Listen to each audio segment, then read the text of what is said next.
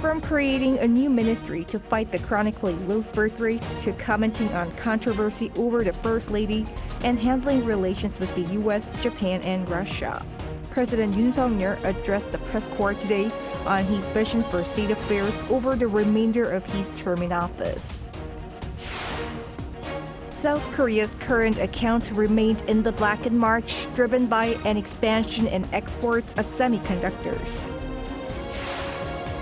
Social discussions on medical reform are moving into high gear.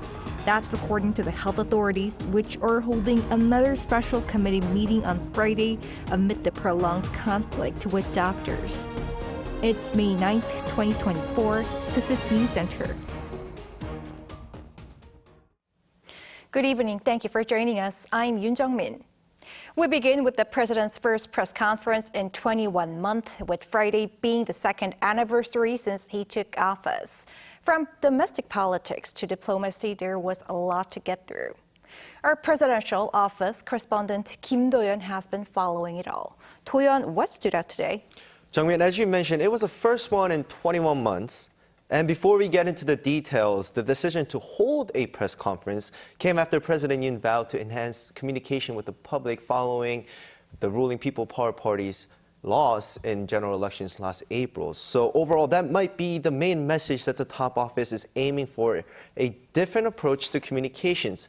And the very first message that he had was an apology for falling short in improving the living of the citizens. Now, the general structure of the event was that he began at his office and spent around 20 minutes making an opening address. A bit less than half of it was reflecting on his past 2 years, while the rest focused on what his next 3 years will look like, as he will continue to be facing an uphill battle with the National Assembly for the next 3 years. He also promised better communication and cooperation with the opposition parties. Take a listen. 국민 여러분, 정부가 민생을 위해 일을 더 잘하려면 국회의 협력이 반드시 필요합니다.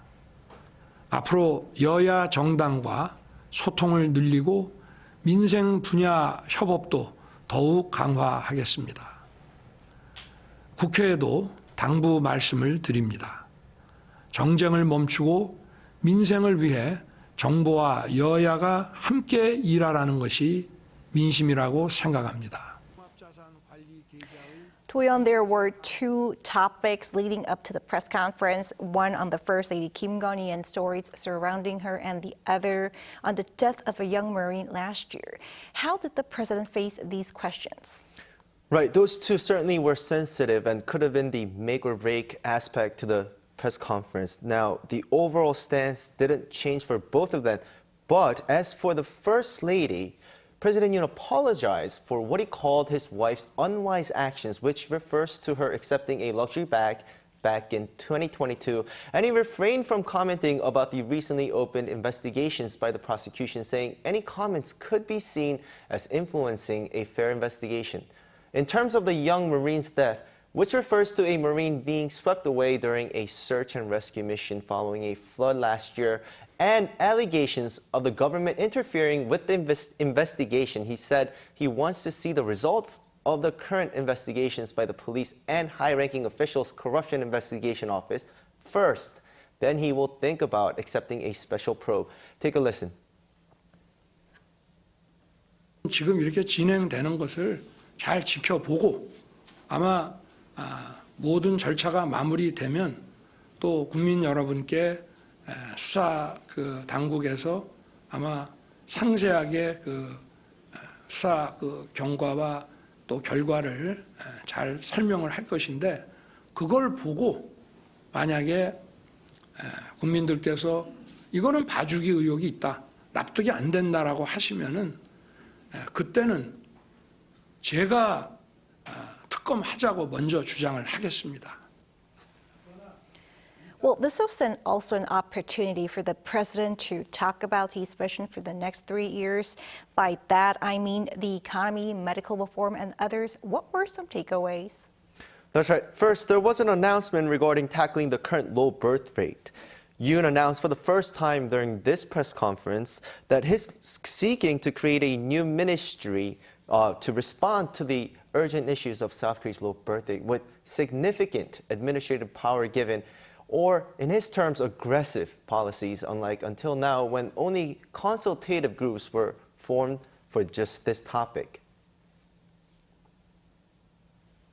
저출생 대응 기획부 장관이 사회부총리를 맡도록 해서 교육, 노동, 복지를 아우르는 정책을 수립하고 단순히 복지 정책 차원을 넘어 국가 아젠다가 되도록 하겠습니다.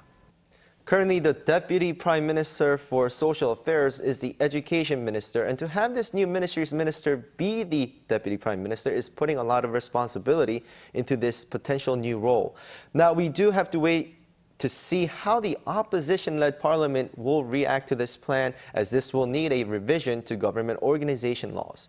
As expected, he was also asked about the medical reform, but his message, as it has been, was that raising the medical school enrollment quota can't wait, and that the separated voices of doctors need to come to the government with a combined voice. 저희가 그동안 1년 넘도록 이렇게 진행해 오는 동안에 이런 한 번도 이런 통일된 의견을 받아보지를 못했고요. 그렇다고 마냥 미룰 수는 없고 계속 미루자는 것입니다. 이게. 하지만 정부는 저희가 생각하는 이제 그 어떤 로드맵에 따라서 뚜벅뚜벅 그 국민을 위한 의료개혁의 길을 걸어 나갈 것입니다. Now, in terms of the economy first, he said he will create an era of the middle and working classes, saying his economic policies will focus on this group to boost the nation's economy. He also said he's always been focused on taming inflation, and that he is aware that dining and grocery prices are still high despite economic outlooks improving. He said the main reasons behind this are rising import and labor costs, which he's currently working on. He wrapped up saying that there will be more opportunities like this going forward. All right, thanks for the report today, Toyon. Thank you for having me. Also addressed was how the president is going to handle relations with the U.S., Japan, and Russia for the next 3 years. Our senior presidential correspondent Oh Soo-young reports. President Yoon said he is confident South Korea's alliance with the United States will stay solid, amid concerns that a possible return of former President Donald Trump would undermine bilateral security cooperation. This came at a press conference held to mark 2 years since he took office. Asked about Trump's recent remarks on South Korea's share of defense costs to keep American troops in the country, hinting at their possible withdrawal if Seoul doesn't increase its contribution, Yoon said he wouldn't speculate on the upcoming US election, but said he is confident that the solid alliance between Korea and the US will not change. Defense sharing costs during the past Trump administration had been a major source of contention, and Seoul already agreed to hike its contribution 13.9% from 2019 to over $1 billion in 2021. As the current agreement expires at the end of the year, the two sides began their first round of talks in Hawaii last month.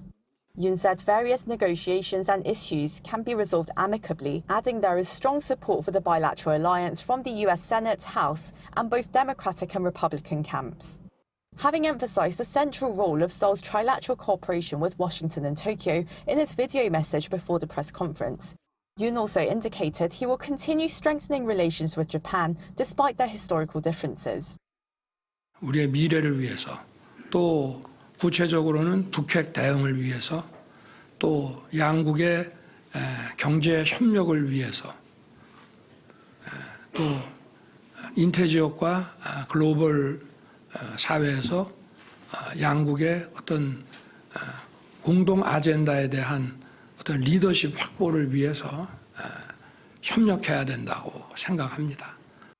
Also, when asked about North Korea's illegal arms cooperation with Russia, Yoon said Pyongyang's export of weapons in itself backs the illegal conduct of war in Ukraine, and as it violates United Nations Security Council resolutions, Seoul is taking necessary responses. He acknowledged Seoul and Moscow's ties are in an uneasy situation, adding the two sides should cooperate where they can, but Seoul will oppose or make adjustments based on their different positions. Looking beyond the Korean peninsula and its immediate neighbourhood, President Yoon reflected on the progress made so far on South Korea's goal of becoming a global pivotal state, a responsible contributor to the international community. His office noted that Yoon has held 153 summits with some 97 world leaders since his inauguration, expanding South Korea's ties with countries in the Association of Southeast Asian Nations, 3 major Gulf states, and Pacific Island nations. While South Korea looks to broaden its access to overseas markets, the country also aims to contribute to global development efforts, raising its official development assistance budget by 31% compared to last year, to $4.57 billion. The leader is set to host the first ever Korea-Africa Summit next month with some 54 African nations in tow, focusing on shared growth, sustainability and solidarity. 오수영, Arirang News. Reactions from the rival parties to President Yoon's Thursday's press conference was sharply divided. The ruling People Power Party emphasized his commitment to addressing people's livelihoods and improving communication. Chief spokesperson Chung Ho-young noted that Yoon admitted past mistakes and promised to listen humbly to criticism. On the other hand, main opposition Democratic Party floor leader Park Chan-dae said the press conference was disappointing, criticizing it for, quote, not meeting public expectations. The DP said the president showed no intention of accepting special counsel investigations into First Lady Kim Gon-hee and the death of a Marine during a search and rescue operation. The ruling People Power Party elected on Thursday Choo Kyung-ho, a former deputy prime minister and soon-to-be third-term lawmaker, as its new floor leader in the 22nd National Assembly. 102 out of 108 PPP lawmakers-elect participated in voting, resulting in a majority win by Choo with 70 votes. Other contenders, Lee Jong-bae and Song Seok-jun, won 21 and 11 respectively. Choo will begin his 3rd consecutive term in the Assembly at the end of this month, representing a district in the traditionally conservative city of Daegu. A PPP floor leader serves for 1 year and has the authority to convene necessary meetings and make committee assignments, among other tasks. In his acceptance speech, Choo highlighted the importance of unity within the PPP to push for policies that can earn the people's trust.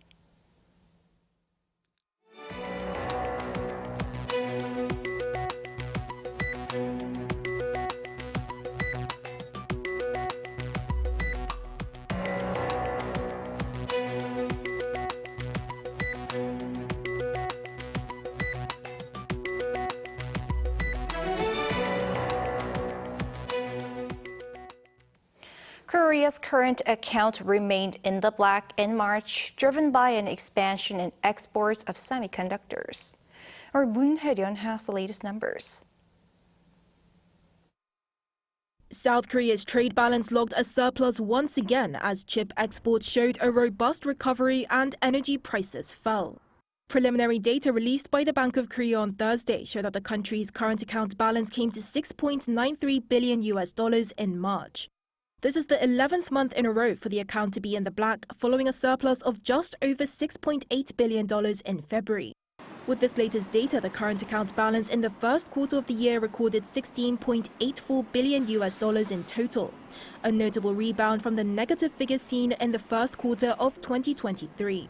The goods account tracking imports and exports experienced a surplus for a year as semiconductor exports jumped by over 34% compared to the same month last year. Goods exports centered around chips and IT products rose for 6 straight months, while goods imports with raw materials such as oil, gas and coal continued to decline. Data also show that outbound shipments of electronic goods increased by around 21% year-on-year, while exports of chemical goods dropped by over 11%.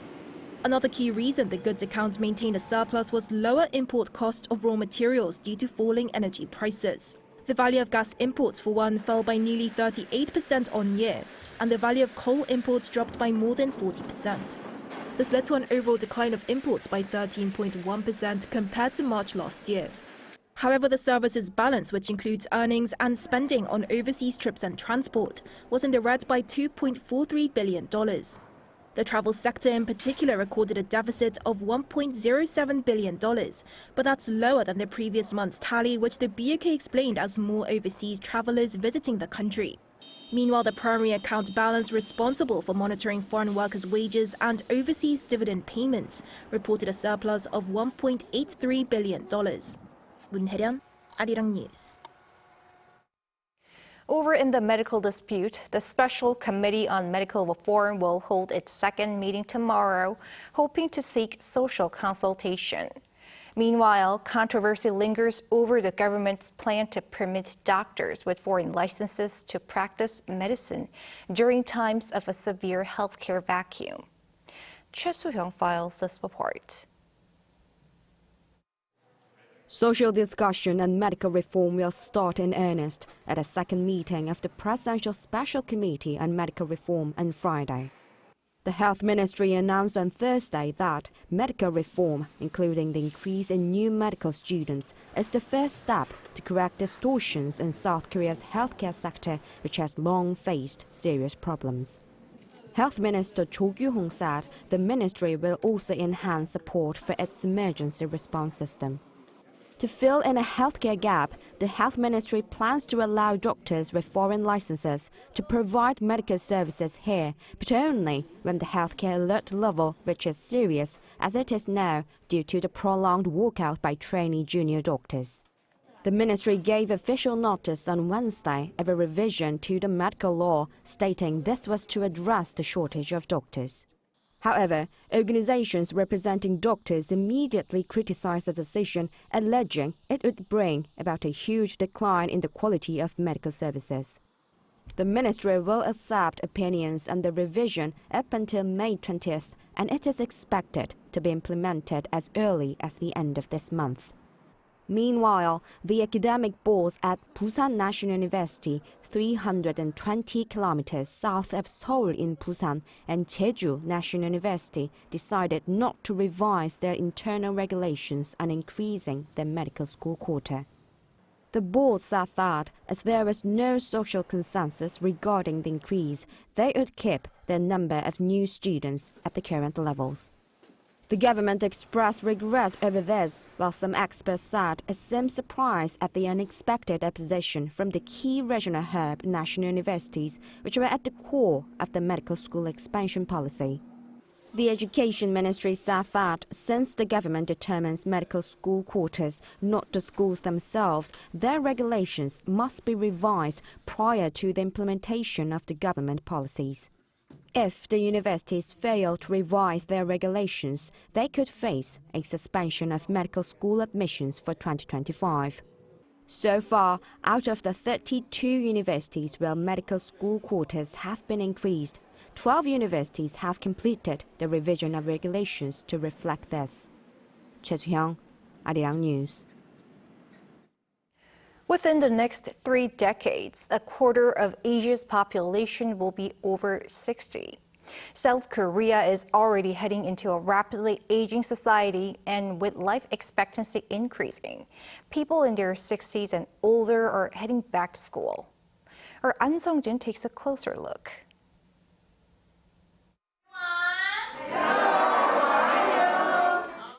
This is just another day at school for 67-year-old An Soo-hee. After decades running her own clothing business, she's back at school, paying attention and jotting down notes to level up her skills and future job prospects. People now live up to 100 years, and I haven't even made it past 2/3, which means I have so much time left. I enjoy studying here, and once I graduate, I either want to volunteer at a nursing home or provide counseling for those in need. There are more than 1,300 passionate students like An at this lifelong education institution. Studying here is one of the best things I've done in my life. I feel like I've upgraded myself. After all, what is life without being able to enjoy it? Just like any other high school, this institute teaches basic subjects such as science, math, English, and how to use computers. Supported by the Seoul Metropolitan Office of Education, it provides the entirety of its education curriculum at no cost. We provide the opportunity to learn and find a job. I encourage students to continue the process of learning. It helps them maintain their health.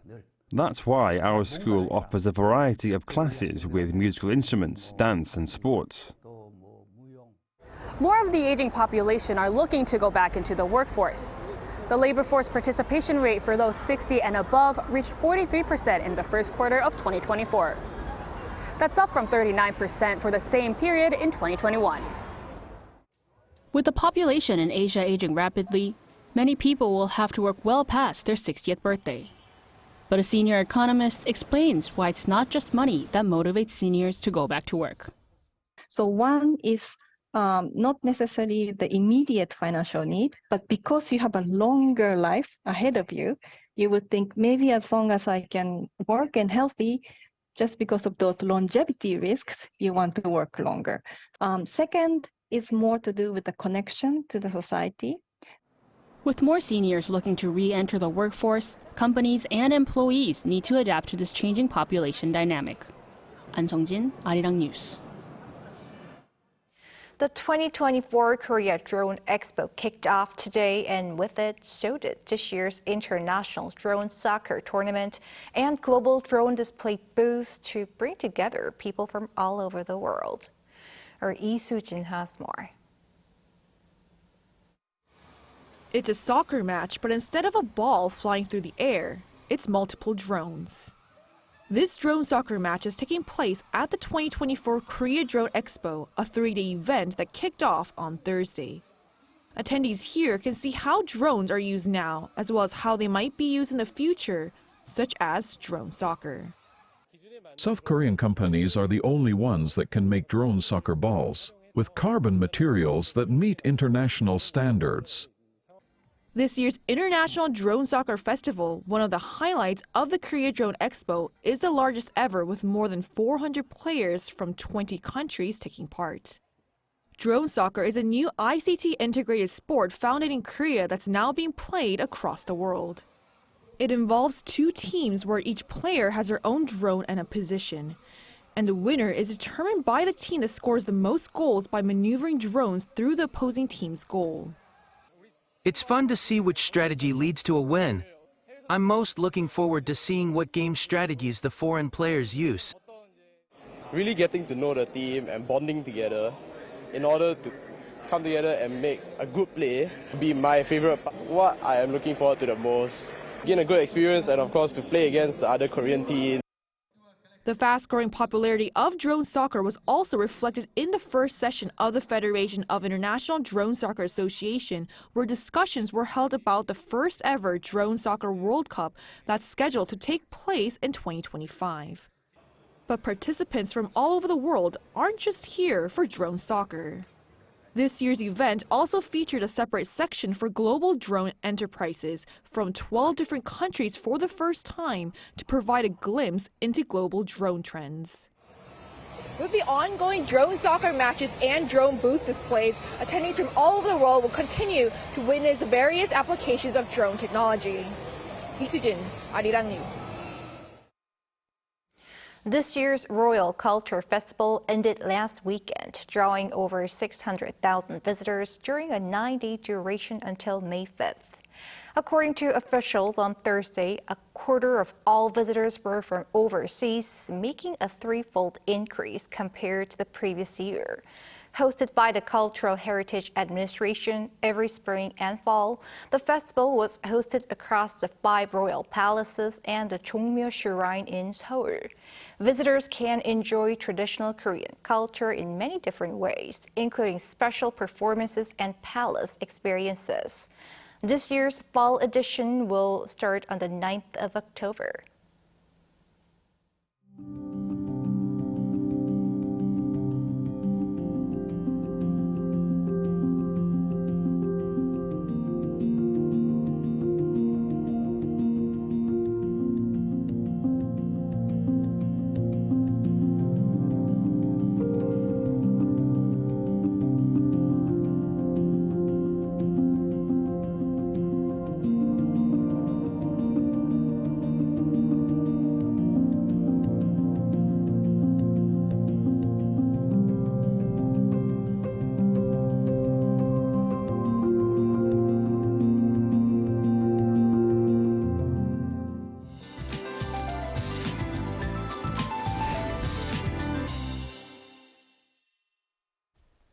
It was a bit chilly on the way to work today, but temperatures rose during the day, soaring up by 9 degrees higher than yesterday, mainly on the east coast and southern areas of Gangwon-do province.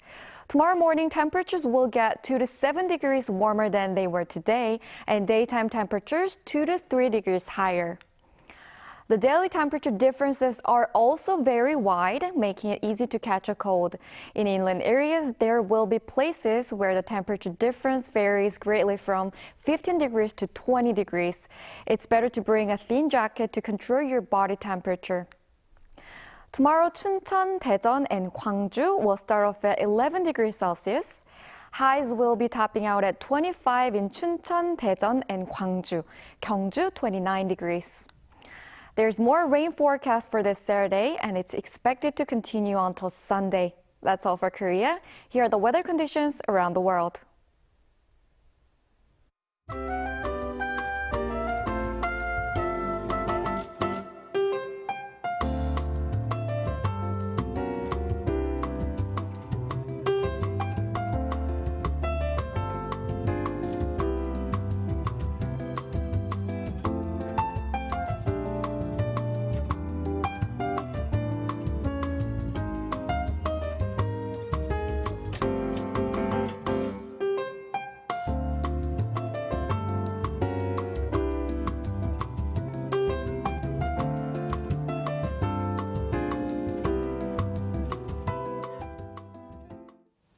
That is Newscenter for tonight. Thank you for watching. A panel session coming up.